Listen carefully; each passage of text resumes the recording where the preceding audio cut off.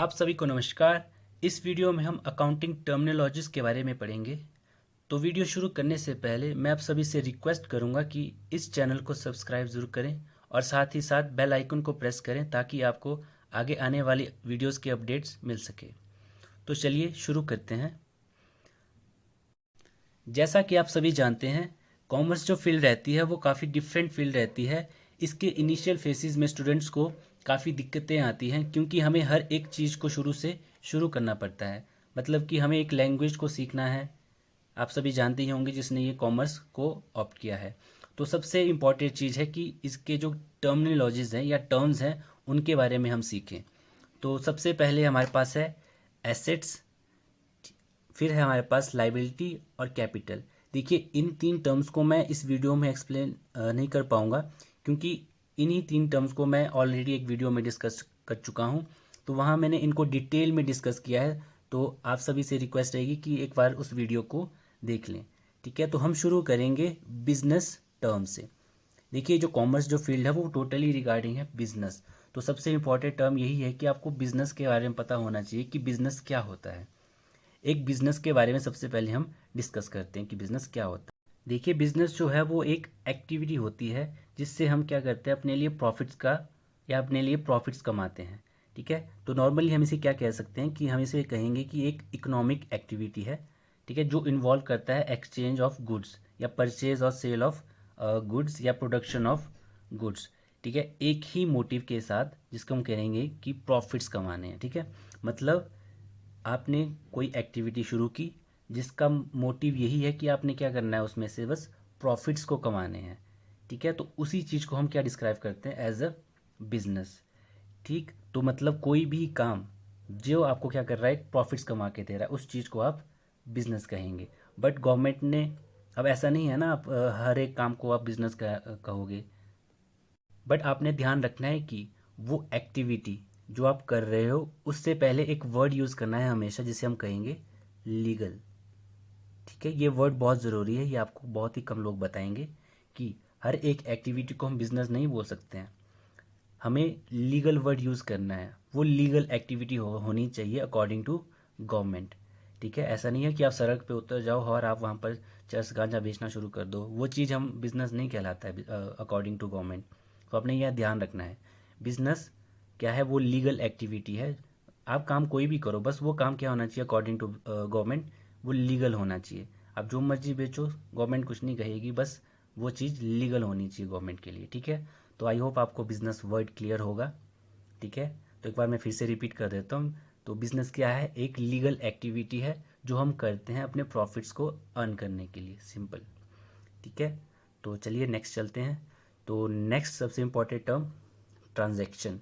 देखिए, बिजनेस में हम क्या करेंगे, ट्रांजैक्शंस करेंगे, मतलब लेन देन करते रहेंगे। कुछ आपके पास आएगा, कुछ आपके वहाँ से जाएगा। तो ये वर्ड को समझना बहुत ज़रूरी है। ठीक है, तो ट्रांजैक्शन वर्ड की आपके सामने यहाँ पे लिखा हुआ है इसका meaning. A transaction is a kind of action involve in conducting business. मतलब आप जो एक्टिविटी कर रहे हैं ना, उस एक्टिविटी में जो हो रहा है उसी चीज़ को हम क्या कह रहे हैं, उसी चीज़ को हम ट्रांजैक्शन कहते हैं। मतलब कि आपने एक्टिविटी स्टार्ट की, मतलब बिजनेस स्टार्ट किया। अब बिजनेस को चलाने के लिए आपने जो जो एक्शंस उसमें इन्वॉल्व किए ना, उन्हीं चीज़ को हम क्या कहेंगे, ट्रांजैक्शंस। तो मेनली हम इसको पहचानते हैं लेन देन जो हम बोलते हैं। ठीक है, उसी से। ठीक है, तो यहाँ पे एग्जांपल दिया है कि आपने क्या क्या इंटरेक्शन किया लोगों के साथ, बैंक के साथ किया, डिपॉजिट किए, पे किए, ये सब चीज़ें क्या बोलेंगे हम, वो ट्रांजैक्शंस होती है। तो मेनली जो ट्रांजैक्शंस बिजनेस की रहती है वो दो तरह की रहती है। एक होगी relationship with the accounting unit. ठीक है, तो एक होगी relationship with the accounting unit और उस दूसरी रहेगी mode of settlement of value. ठीक है, मैं डिस्क्राइब करता हूँ।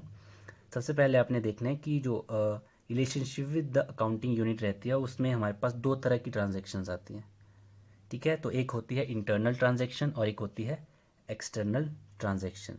ठीक है, देखिए, हमें competitive exam point of view से भी पढ़ना है तो ये चीज़ इंपॉर्टेंट है। इंटरनल ट्रांजैक्शन का मतलब है आपने बिजनेस के अंदर ही जो ट्रांजैक्शंस करी ना, या बिजनेस के यूनिट्स जो अंदर के या इंटरनल जो यूनिट्स होंगे उनके थ्रू जो ट्रांजैक्शंस होंगी उन्हीं को हम कहेंगे इंटरनल ट्रांजैक्शन। एग्जाम्पल के लिए आप एसेट्स लेते हो, फिक्स्ड एसेट्स लेते हो। ठीक है, और उन फिक्स एसेट्स पे आप क्या करते हो, डेप्रिसिएशंस लगाते हो। तो इन चीज़ को हम क्या बोलेंगे, इंटरनल ट्रांजेक्शन्स है, ठीक है, ये कनेक्टेड है बिजनेस के अंदर के यूनिट से। ओके, फिर जो सेकंड इसमें जो सेकंड है उसको बोलते हैं हम एक्सटर्नल ट्रांजैक्शन, ठीक है। तो एक्सटर्नल ट्रांजैक्शन मतलब एक बिजनेस ने बाहर से किसी सामान खरीदा, ठीक है, उस चीज़ को क्या बोलेंगे हम, नॉर्मल, ये बिजनेस ट्रांजैक्शन। जो नॉर्मल बिजनेस ट्रांजैक्शन होती हैं वो यही रहती हैं, ठीक है। आपने सामान खरीदा, सामान बेचा, ये बाहर की पार्टी के साथ आप क्या कर रहे हो, ट्रांजेक्शन्स कर रहे हो, ठीक है। और ये सबसे इंपॉर्टेंट ये है mode of settlement of values के थ्रू, इसके थ्रू, ठीक है। ट्रांजैक्शंस को ज़्यादातर जो डिस्क्राइब किया जाता है वो इसी के थ्रू किया जाता है, ठीक है। तो ट्रांजैक्शंस को इसके थ्रू दो तरह से डिस्क्राइब किया जाता है। फर्स्ट है आपकी क्रेडिट ट्रांजैक्शन और सेकंड है कैश ट्रांजैक्शंस। मतलब आपने जो क्रिया किया, जो आपने जो एक्शन किया, वो चीज़ किस तरह सेटल होगा उस चीज़ के थ्रू है ये, ठीक है। तो आप क्या करोगे, सामान खरीदोगे, ठीक है, और सामान खरीदने के बदले में हम क्या करेंगे, उसे पैसे देंगे। तो इस चीज़ को हम क्या कहेंगे, ये हमारी कैश ट्रांजैक्शंस हुई, ठीक है। अब आपने सामान खरीदा, कोई परचेज़ की, बट परचेज़ करने के बाद आपने उस सामान के बदले में उसे पेमेंट नहीं करी, मतलब कैश आपने उसको नहीं दिया, तो उसको हम क्या कहेंगे, क्रेडिट ट्रांजैक्शन। मतलब उधारी की जो ट्रांजैक्शंस होती हैं उन्हें हम क्रेडिट नाम से पहचानते हैं। तो आपको ट्रांजैक्शन वर्ड भी क्लियर होगा आई थिंक, ठीक है। तो नेक्स्ट टर्म पे चलते हैं। नेक्स्ट जो टर्म है आपके सामने वो है अकाउंट टर्म, ठीक है। तो ये अकाउंट टर्म आपके लिए इम्पॉर्टेंट है क्योंकि आपको पता है हर एक ट्रांजैक्शन जो रिकॉर्ड होती है वो कहाँ होती है, किसी ना किसी अकाउंट में होती है, ठीक है। तो अकाउंट क्या है, it is the record of transaction under a particular head. एक स्पेसिफिक जगह पे आपने एक स्पेसिफिक एंट्री को आपने रिकॉर्ड करना है, उसी चीज़ को हम क्या कहेंगे, अकाउंट कहेंगे, ठीक है। बहुत सिंपल है, ठीक है। हर एक ट्रांजेक्शन्स क्या रहेगी, अलग अलग टाइप्स की रहेगी ना, और अलग अलग ट्रांजेक्शन्स को आप एक की जगह रखेंगे ताकि आपको इजी हो ढूंढने के लिए कि हाँ भाई एक तरह की ये है, एक तरह की ये है, ठीक है। तो अकाउंट का जो नॉर्मली बिजनेस अकाउंटिंग में अकाउंट रहते हैं वो इस फॉर्मेट में आपको क्या करते हैं, डिस्क्राइब किए जाते हैं, ठीक है। अकाउंट का सेंटर में नाम आता है और लेफ्ट साइड में डेबिट आता है और राइट साइड में क्रेडिट आता है, ठीक है। तो ये अकाउंट का आपके लिए फॉर्मेट यहाँ पर आपको बना के दिया हुआ है, ठीक है। तो चलते हैं नेक्स्ट टर्म के लिए। जो नेक्स्ट टर्म है आपके पास वो है रिसिप्ट्स, ठीक है। तो ये भी इम्पोर्टेंट टर्म है। अब आपने ट्रांजैक्शंस की, अब ट्रांजैक्शंस ना बहुत ही अलग अलग टाइप्स की होंगी, मतलब उसमें जो नेचर रहेगा उन ट्रांजैक्शंस का वो अलग अलग तरह का होगा, ठीक है। कई बार आप रिसिप्ट्स लोगे, कई बार पेमेंट्स करोगे, ऐसी बहुत सी चीज़ें होती है इसमें भी, ठीक है। तो ये इंपॉर्टेंट टर्म है आपके लिए रिसिप्ट। रिसिप्ट का मतलब रहेगा अमाउंट आपने जो किसी से रिसीव करना होगा, ठीक है, by selling of assets, goods and services, ठीक है। जो रिसिप्ट होती है वो एक्नॉलेजमेंट भी होती है किसी चीज़ को, या ट्रांसफ़र जो आपको किया जाएगा किसी के द्वारा, उस चीज़ को भी, मतलब एक पार्टी से दूसरी पार्टी के लिए, ठीक है, जो फंड्स ट्रांसफ़र होंगे उसको भी एक्नॉलेज करता है वो, ठीक है। तो मेनली जो बिजनेस रिसिप्ट होती है वो दो तरह की होती है, ये आपने ध्यान रखना है, ये काफ़ी इंपॉर्टेंट है, ठीक है। ये एग्ज़ाम पॉइंट ऑफ व्यू से बहुत इंपॉर्टेंट है। तो जो रिसिप्ट होती हैं वो दो तरह की होती हैं, एक होती है कैपिटल रिसिप्ट और एक होती है रेवेन्यू रिसिप्ट, ठीक है। तो इनके डिफरेंसेस और इनकी जो फीचर्स है आपको यहाँ पे मैंने लिख के दिया है पॉइंट्स बाय पॉइंट, ठीक है। तो फर्स्ट जो कैपिटल रिसिप्ट को एक्सप्लेन करते हैं। देखिए जो कैपिटल होता है ना, हमेशा याद रखना, ये होता है लॉन्ग टर्म, हमेशा लॉन्ग टर्म अपने माइंड में एकदम से फिट कर लो कि कैपिटल जहाँ भी आएगा इसका मतलब है लंबे समय, लॉन्ग टर्म, ठीक है। और रेवेन्यू जब भी आपके पास आए तो इसका मतलब है शॉर्ट टर्म, ठीक है। इस रेवेन्यू टर्म को भी मैं एक्सप्लेन करूँगा थोड़ी देर बाद, आगे है ये आपके लिए, ठीक है। पहले इन दोनों को हम अच्छे से एक्सप्लेन कर लेते हैं, ठीक है। तो कैपिटल यहाँ लिखा है फर्स्ट पॉइंट कि नॉन रेकरिंग इन नेचर, ये बार बार नहीं होगा, ये एक बार होगा शुरू में और बार बार नहीं होता है ये। आप शुरू में एक बार कर लोगे, ठीक है, फिर ये बार बार करने की ज़रूरत नहीं होगी। जैसे एसेट आपने शुरू में लाया एक, अब वो लंबे फिक्स्ड एसेट्स की बात कर रहा हूँ मैं, आपने एक बार परचेज़ किया तो लंबे समय तक क्या करोगे, आप उसको यूज़ करते रहोगे, ठीक है। अब रेवेन्यू जो रहता है वो रेकरिंग होता है, वो बार बार होता है, ठीक है। मतलब कि आपके खर्चे के जैसे ले लो, खर्चे क्या आपके बार बार होते रहेंगे, ये ज़रूरी है। जब तक आप वो चीज़ नहीं करोगे आपका बिजनेस तो ना काम करेगा, या आपके ऑपरेशंस तो ना चलेंगे, काम जो एक्टिविटी है वो तो चलती रहेगी ना, ठीक है। तो ये है रेवेन्यू रिसिप्ट, ठीक है। तो एक है नॉन रेकरिंग और एक है रेकरिंग। रेवेन्यू को कहा जाता है रेकरिंग इन नेचर और कैपिटल को कहा जाता है नॉन रेकरिंग इन नेचर, ठीक है। उसके बाद सेकंड पॉइंट है कैपिटल रिसिप्ट का, कि effect is carried to the balance sheet, ठीक है। इसका जो इफेक्ट रहता है वो सीधा बैलेंस शीट के ऊपर हम रिकॉर्ड करते हैं। और रेवेन्यू का हम क्या करेंगे, इनकम स्टेटमेंट में, मतलब प्रॉफिट एंड लॉस में, ठीक है, उस चीज़ में इसका रिकॉर्ड किया जाएगा। फिर इसके एग्जांपल लिखे हैं आप सब, आपको includes sale of fixed asset, receipt of loan, receipt from the sale of shares, a company to shareholder, investment by the owner और पार्टनर, ये सब आपको यहाँ पे लिखा है, ठीक है। उसके बाद रेवेन्यू रिसिप्ट का एग्जांपल ये है कि sales revenue received by the business, मतलब आपने सेल की और इससे जो अमाउंट आपको मिला उस चीज़ को हम क्या कहेंगे, ये हमारा रेवेन्यू है। देखो आप जब सामान बेचोगे एक बार में नहीं बिकता है सारा का सारा ना, उसको दिन लगेंगे, महीने लगेंगे, मतलब थोड़े थोड़े करके या फिर दिन बाय दिन वो सब बिकते जाएंगे या उसकी सेल्स होती रहेगी, ठीक है। तो मतलब ये क्या हो रहा है, ये बार बार हो रही है ये प्रोसेस, ठीक है। ओके, तो इसमें और भी एग्जांपल्स आपको लिखे हैं, आप इनको एक बार रीड कर सकते हो। तो बिजनेस रिसिप्ट आपके लिए क्लियर है। फिर जो नेक्स्ट आपके पास है वो है अकाउंट पेबल्स, फिर है अकाउंट रिसीवेबल्स। देखिए इन टर्म्स को आपने बिल्कुल सिंपल लेना है एज अ क्रेडिट ट्रांजेक्शन्स, मतलब ऐसी वो ट्रांजेक्शन्स हैं जिनके लिए आपने पेमेंट्स नहीं करी हैं, तो उन चीज़ को डिस्क्राइब करने के लिए हम इनका यूज़ करते हैं। मतलब अकाउंट्स पेबल, ठीक है, ये एक तरह का अकाउंट बनेगा, मान लेते हैं इनको एक तरह का अकाउंट है जिसमें आपने उन चीज़ों को लिखा है जिनके बदले में आपने पे करने हैं, ठीक है। और अकाउंट रिसीवेबल मतलब एक अकाउंट है जिसमें आपने उन सभी चीज़ों को डाला है जिसके बदले को जहाँ से आपने पैसे रिसीव करने हैं। सिंपल है ये, मतलब जिससे आपने पैसे लेने होंगे, ठीक है, तो आप क्या करोगे, उनको उनको रिसीवेबल्स में डालोगे, और जिनको आपने पे करने होंगे उनको आप पेबल्स में डालोगे। सिंपल है, ठीक है। और नेक्स्ट है आपके पास अकाउंटिंग पीरियड, ठीक है। तो ये अकाउंटिंग पीरियड वर्ड भी काफ़ी इंपॉर्टेंट रहता है, ठीक है। जैसे आपको पता है कि जो कैलेंडर ईयर होता है या कैलेंडर का जो पीरियड होता है वो कहाँ से होता है, वो 1 जनवरी से शुरू होता है। कहाँ से होता है वो 1 जनवरी से शुरू होता है, ठीक है। 1 जनवरी से लेकर कहाँ होता है 31 दिसंबर तक, 31 दिसंबर, ठीक। तो आप तो हमें ये चीज़ माइंड में आएगी कि तो हमारा जो अकाउंटिंग पीरियड है वो अलग क्यों है, वो 1 अप्रैल से हम लेते हैं, ठीक है, और 31 मार्च तक, ये सब क्यों है, ठीक है। ये दोनों अलग अलग क्यों हो गए, एक ये कैलेंडर पीरियड है, ठीक है, और ये अकाउंटिंग पीरियड है, ये अलग अलग क्यों है, ठीक है। इस चीज़ के पीछे कोई ज़्यादा लॉजिक नहीं है, वो सब इंडिया की जोग्राफिकल कंडीशंस या फिर हमारी एग्रीकल्चर एक्टिविटी के कारण अंग्रेज़ों ने डिसाइड किया था, ठीक है। इस चीज़ के पीछे ज़्यादा कोई लॉजिक नहीं है, ये सब अंग्रेज़ों ने डिसाइड किया था कि हमारा जो अकाउंटिंग पीरियड रहेगा वो 1 अप्रैल से लेकर 31 मार्च रहेगा। तो आई होप आपको अकाउंटिंग पीरियड क्लियर होगा, ठीक है। आपने बस यहाँ पर दो ही चीज़ें ध्यान रखनी है, अकाउंटिंग पीरियड मतलब 1 अप्रैल से 31 मार्च, ठीक है, और कैलेंडर ईयर मतलब 1 जनवरी से लेकर 31 दिसंबर, ओके, ठीक है। तो नेक्स्ट आपके पास जो टर्म है वो है एक्रुअल। ये उन ट्रांजैक्शंस को डिस्क्राइब करता है जिसमें हमने एक्सचेंज ऑफ मनी नहीं की होती है, मतलब आपने ट्रांजैक्शंस तो कर दी, बस आपने उसको रिकॉर्ड नहीं किया है, ठीक है। उन चीज़ों को एक्सप्लेन करता है एक्रुअल, ठीक है। यहाँ पर लिखा है, देखिए आपके सामने लिखा हुआ है यहाँ पर, revenue and expenses recorded, revenue and expenses recorded by a company, ठीक है, but not yet recorded in the accounts, आपने उसको अकाउंट्स में नहीं लिखा है, तो उसी चीज़ को हम क्या कहते हैं कि ये जो चीज़ है वो एक्रुअल है, ठीक है।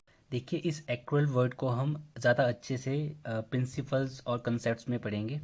देखिए ये चीज़ ज़रूरी होती है, कई बार हम ट्रांजैक्शंस कर लेते हैं, आपको पता है कि इस ट्रांजैक्शन के बदले में श्योर है कि आपको पैसे आएंगे या पैसे आपके पास से जाएंगे ज़रूर, ठीक है, मतलब क्रेडिट बेसिस पे, उधारी पे हम जो चीज़ें करते हैं उसी चीज़ को डिस्क्राइब करता है एक्रुअल, ठीक है। तो इस चीज़ को हम बहुत डिटेल में आगे प्रिंसिपल्स एंड कंसेप्ट्स में पढ़ेंगे।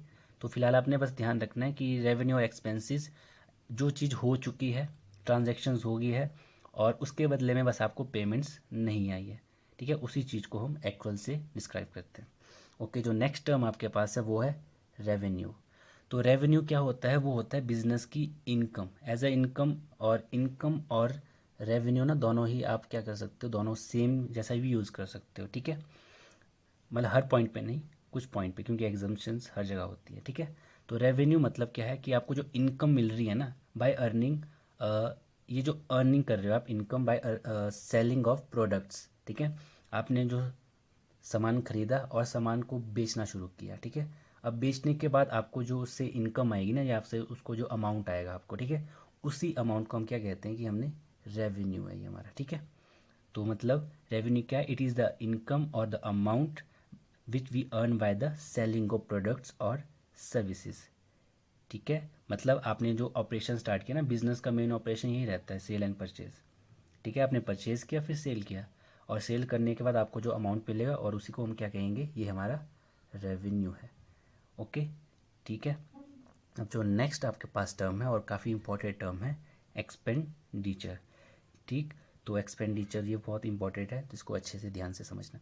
देखिए एक्सपेंडिचर यहाँ पे लिखा हुआ है, अमाउंट स्पेंड और liability incurred for acquiring asset, goods और सर्विसेज। मतलब कि किसी भी एसेट को खरीदने के लिए, ठीक है, आपने देखिए किसी भी एसेट, गुड्स और सर्विसेज, इन चीज़ को खरीदने के लिए या फिर इन चीज़ को लाने के लिए आपने जो अमाउंट स्पेंड किया ना, ठीक है, अब अमाउंट आपने दिया या नहीं दिया, ठीक है, अगर नहीं दिया होगा तो लाइबिलिटी बताएगा वो। ठीक, तो ये जो अमाउंट होगा उसी चीज़ को हम क्या बोलते हैं, एक्सपेंडिचर बोलते हैं। ठीक है, आई होप कि ये इसका मीनिंग आपको समझ में आ गया होगा। तो चलिए थोड़ा एग्जांपल्स या फिर डिटेल में समझते हैं। ठीक है, तो नेक्स्ट चलते हैं। नेक्स्ट आपको दिया हुआ है यहाँ पर distinction between capital expenditure and revenue expenditure. ठीक है, जो एक्सपेंडिचर होगा वो दो तरह का होगा। ठीक है, आपने जो एसेट को खरीदने के लिए या गुड्स या सर्विसेज को खरीदने के लिए आपने जो इन्वेस्टमेंट की ना, यहाँ पे जो अमाउंट पे किया, ठीक है, वो दो तरह का होगा, या तो वो कैपिटल एक्सपेंडिचर होगा या तो वो रेवेन्यू एक्सपेंडिचर होगा, या तो वो कैपिटल होगा या तो रेवेन्यू एक्सपेंडिचर होगा। ठीक है, तो इसके साथ एक और होता है, ठीक है, वो बोनस रहेगा आपके लिए, वो इम्पोर्टेंट रहेगा, क्योंकि देखो एग्ज़ाम में ये आप सबको पता होगा कि एक्सपेंडिचर दो तरह का होता है, कैपिटल होता है, रेवेन्यू होता है। बट एग्ज़ाम वाला क्या बोलता है, नहीं भाई मैंने ये पूछना ही नहीं, मैं आपसे क्या पूछूंगा, जो आपने नहीं पढ़ा होगा। ठीक है, तो वो पूछेगा आपसे कि डेफर्ड, एक नाम बताता हूँ मैं, डेफर्ड रेवेन्यू एक्सपेंडिचर। ठीक है, वो चीज़ हम आगे पढ़ लेंगे। तो चलिए देखते हैं कि कैपिटल एक्सपेंडिचर क्या होता है, रेवेन्यू एक्सपेंडिचर क्या होता है। ठीक है, तो सबसे पहला जो पॉइंट है यहाँ पर वो है इनका पर्पस। सबसे पहले हम देखेंगे पर्पस क्या होता है। ठीक है, तो पर्पस जो रहता है कैपिटल एक्सपेंडिचर, सबसे पहले आपने ध्यान देना, जो एक्सपेंडिचर था उसका मतलब क्या था, किसी भी एसेट, किसी भी सर्विस, किसी भी गुड्स को लाना, बिजनेस में लाना, उसी चीज़ को बोला जाता है एक्सपेंडिचर। ठीक है, अमाउंट जो पे करोगे ना आप उसको लाने के लिए, उसको बोला जाएगा एक्सपेंडिचर। तो यहाँ पर है कैपिटल लिखा है ना, कैपिटल मैंने पहले भी कहा कि कैपिटल का मतलब क्या है, लॉन्ग टर्म, और रेवेन्यू का मतलब क्या है, शॉर्ट टर्म। ठीक है, तो ऐसा कोई एसेट आपने लाया जो आपने क्या किया, लॉन्ग टर्म के लिए लाया होगा। ठीक है, तो नॉर्मल है, तो पर्पस रहेगा इट इज़, यहाँ लिखा हुआ it is incurred for the acquisition of fixed asset for use in business. ठीक है, तो पर्पस रहेगा कैपिटल एक्सपेंडिचर का क्या रहता है, वो फिक्स्ड एसेट्स के लिए। ठीक है, फिक्स्ड एसेट्स को लाने के लिए। ओके, फिर सेकंड है आपके पास रेवेन्यू एक्सपेंडिचर। ये क्या रहेगा, इसका पर्पस रहता है कि it is incurred for running of business, मतलब आपने बिजनेस के जो ट्रांजेक्शन्स है ना, बिजनेस की जो डीलिंग्स है, उन सबको या प्रॉपर ऑपरेशन या काम को आपको चलाते रहने के लिए आप क्या करोगे, कुछ चीज़ें करोगे, उस चीज़ को बोलेंगे हम एक्सपेंडिचर। कौन सा, रेवेन्यू एक्सपेंडिचर। ठीक है, फिर जो सेकंड है इसमें वो है कैपेसिटी। ठीक है, it increases earning capacity of the business. ठीक है, कैपिटल एक्सपेंडिचर से क्या होता है, आपका ओवरऑल बिजनेस बढ़ता है। ठीक है, इससे क्या होगा, आपका ओवरऑल बिजनेस बढ़ेगा, जिससे आपकी पूरे बिजनेस की कैपेसिटी बढ़ेगी। ठीक है, अब रेवेन्यू में क्या होता है, ये आपकी सिर्फ और सिर्फ नॉर्मल प्रॉफिट्स, आपकी सेल्स बोल सकते हैं हम, सेल्स बढ़ानी हो आपने। ठीक है, कोई चीज़ मतलब नॉर्मल ऑपरेशंस तो ये होते हैं कि सेल परचेज करना हो। ठीक है, तो इस चीज़ के रिगार्डिंग हम क्या करेंगे, यूज़ की रेवेन्यू एक्सपेंडिचर कर दिया। ठीक है, incurred for the earning profit यहाँ लिखा हुआ है। अब थर्ड है आपके पास पीरियड। ठीक है, तो पीरियड में लिखा है कि its benefit extend to more than 1 year, मतलब इसका जो बेनिफिट मिलेगा आपको मिलेगा लंबे समय के लिए। ठीक है, और इसका जो एक्सटेंड मिलेगा वो आपको 1 साल से पहले ही होगा और वहीं पे वो ख़त्म हो जाएगा। रेवेन्यू में क्या होगा, मैंने कहा ना कि 1 साल से कम के लिए होगा जब भी होगा कुछ भी। ठीक है, अब नेक्स्ट जो है आपके पास फोर्थ टर्म वो है डेबिटेड। ठीक है, तो यहाँ लिखा हुआ है it is debited to an assets account. तो जो कैपिटल एक्सपेंडिचर होता है वो हमेशा डेबिट किया जाएगा, कैपिटल एक्सपेंडिचर जो हमेशा डेबिट किया जाएगा कहाँ पर, एसेट्स के अकाउंट में। ठीक है, मतलब कभी इसका जो आपको मिलेगी ट्रांजेक्शन्स तो इसको हम क्या करेंगे, एसेट्स के अकाउंट में क्या करेंगे, इसको डेबिट करेंगे। फिर जो रेवेन्यू एक्सपेंडिचर होता है it is debited to expenses, इनको हम क्या करेंगे कि ये एक्सपेंसेस अकाउंट में क्या करेंगे, इन्हें डेबिट करेंगे, मतलब ये चीज़ हमारे खर्चे के रिलेटेड रहेगा। ठीक है, नेक्स्ट है आपके पास नेचर ऑफ द अकाउंट। ठीक है, तो नेचर ऑफ अकाउंट क्या रहेगा, इट इज़ एसेट अकाउंट। ठीक है, तो ये क्या रहेगा, हमेशा एसेट होगा, क्योंकि कोई नया आपने कुछ अमाउंट इन्वेस्ट किया ना, उससे आपके पास क्या आया, एक नया एसेट आ गया। ठीक है, यहाँ पर जो अमाउंट इन्वेस्ट किया होगा वो नॉर्मल आपकी डे टू डे लाइफ, ठीक है, या फिर डे टू डे एक्सपेंडिचर की तरह हम इसको यूज़ करेंगे, जिससे हम हमारे जो हम यूज़ करेंगे सिर्फ नॉर्मल अपने ऑपरेशन सेल्स को अच्छा करने के लिए, ठीक है, आपकी इनकम्स बढ़ती रहे धीरे धीरे, ठीक है, उन चीज़ों के लिए। ठीक है, तो अब चलते हैं बोनस की तरफ। ठीक है, तो ये बोनस है आपके लिए डेफर्ड रेवेन्यू एक्सपेंडिचर। ठीक है, मैंने कहा ना कि एग्जामिनर ऐसे नहीं जो सामने होता है वो तो ना पूछते हैं, वो जो अलग होता है ना उस चीज़ को पूछा जाता है। ठीक है, रेवेन्यू का एक्सप्लेन किया था। ठीक है, आपने रेवेन्यू वर्ड को क्या एक्सप्लेन किया कि 1 ईयर के टर्म से पहले, बट हम कुछ एक्सपेंडिचर ऐसा भी करते हैं, ठीक है, जो होता है रेवेन्यू नेचर का होता है। क्या होगा वो हमेशा रेवेन्यू नेचर का होगा, बट उसका जो आपको फ़ायदा मिलेगा ना वो 1 साल से ज़्यादा मिलेगा, उस चीज़ को बोला जाता है डेफर्ड।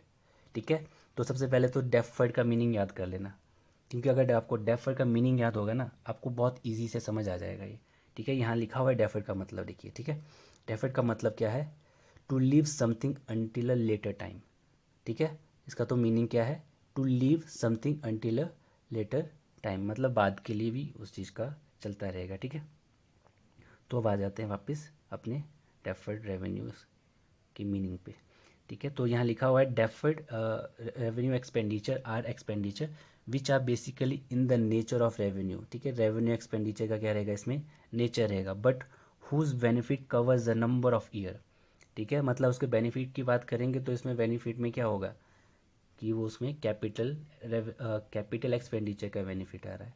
ठीक है, तो ये क्या होगी हमारे लिए, इसको हम एग्जाम्पशन ही बोल सकते हैं, और क्या बोलेंगे ना। ठीक, तो एग्जाम्पल के लिए आपने क्या कर दिया, हैवी एडवर्टाइजमेंट की, कहाँ की आपने आपने हैवी एडवर्टाइजमेंट कर दी। अब वो एडवर्टाइजमेंट रहेगी ना, वो आज के लिए थोड़ा ना होगी, वो कल तक चलती रहेगी, उसका फ़ायदा आपको बहुत ही लंबे टाइम तक मिलता रहेगा। ठीक है, आपने क्या कर दिया, इंट्रोड्यूस अ न्यू लाइन। ठीक है, आपने एक प्रोडक्ट बेच रहे थे, आपको लगा कि इसके साथ साथ ये वाला प्रोडक्ट भी अच्छा है। ठीक है, उस चीज़ को भी आप क्या कर सकते हैं कि आपकी अ, ये हमारा डेफर्ड रेवेन्यू एक्सपेंडिचर रहेगा। ठीक है, यहाँ पे लिखा हुआ है आपके पास, देखो और भी ऑप्शंस हैं, जैसे डेवलपिंग अ न्यू मार्केट, आपने नया मार्केट बना दिया, फिर कॉस्ट ऑफ इशूइंग शेयर, ठीक है, डिवेंचर्स, फिर कॉस्ट ऑफ एक्सपेरिमेंट। कॉस्ट का मतलब है उस चीज़ पे आप जो एक्सटर्नल एक्सपेंस या एक्सपेंडिचर और उठा रहे हो, मतलब एडिशनल बोल सकते हैं हम। ठीक है, साथ ही साथ और भी चीज़ों पर आप खर्चा स्टार्ट कर रहे हो। ठीक है, फिर डिस्काउंट ऑन डिवेंचर्स, प्रीमिलरी एक्सपेंसेस भी। ठीक है, यहाँ पे और भी देखो आपके पास, अगर आपको यहाँ पे क्लियर नहीं हो रहा तो यहाँ पे काफ़ी आपको एग्जांपल्स दिए हुए हैं, देखो। ठीक है, तो सबसे पहला आपके पास अप्लाइंसेस सर्विसेज। आपको पता है ना, सर्विसेज जब भी आप कोई अच्छी कंपनी का कोई प्रोडक्ट लेते हो वो आपको क्या करते हैं, सर्विसेज प्रोवाइड करते हैं। ठीक है, अब वो सर्विसेज को हम क्या बोलेंगे, ये भी क्या है हमारे लिए, डेफरेट। ठीक है, हम नहीं कहेंगे, हम तो कस्टमर है, बट जो कंपनी के लिए है ना वो चीज़, ये उसके लिए क्या है, डेफर्ड एक्सपेंडिचर है। ठीक है, खर्चा तो उसी का लगता है ना सर्विस में। ठीक, फिर आपके पास रेंट पेड इन एडवांस, आपने ना एडवांस में ही रेंट पे कर दिया, साल 2 साल 3 साल, 3 साल का कर दिया इकट्ठे। ठीक है, तो जब तक आप महीने टू महीने दे रहे थे वो क्या था, रेवेन्यू। ठीक है, अब आपने क्या कर दिया, वही साल से ज़्यादा दे दिया भाई, एक ही बार में 2 साल का दे दिया, तो इस चीज़ को क्या बोलेंगे हम, डेफर्ड। ठीक है, फिर उसके बाद है इंश्योरेंस कॉन्ट्रैक्ट, फिर है service contract like cleaning, house keeping. ठीक है, उसके बाद है tickets sold for events like sports event, concert. ठीक है, ये चीज़ें भी, ठीक है, ये चीज़ें आपको क्या करते हैं, लंबे समय तक, नेचर इनका रेवेन्यू है, और पर आपको बेनिफिट्स तो दे रहे हैं वो लंबे समय का देते हैं। ठीक है, तो एग्ज़ाम पॉइंट ऑफ व्यू से ये जो टॉपिक है वो बहुत इंपॉर्टेंट है, तो आई होप कि आपको ये सब क्लियर होगा। ठीक है, तो आज की वीडियो यहीं पे हम ख़त्म करते हैं। आई होप कि आपको हर एक टॉपिक समझ में आया होगा। तो अगर आपको समझ नहीं आया होगा या फिर आपको कोई सजेशन मुझे प्रोवाइड करने हो तो कृपया आप कमेंट करके आप मुझे बता सकते हैं, और वीडियो को लाइक और शेयर ज़रूर करें। ठीक है, थैंक यू।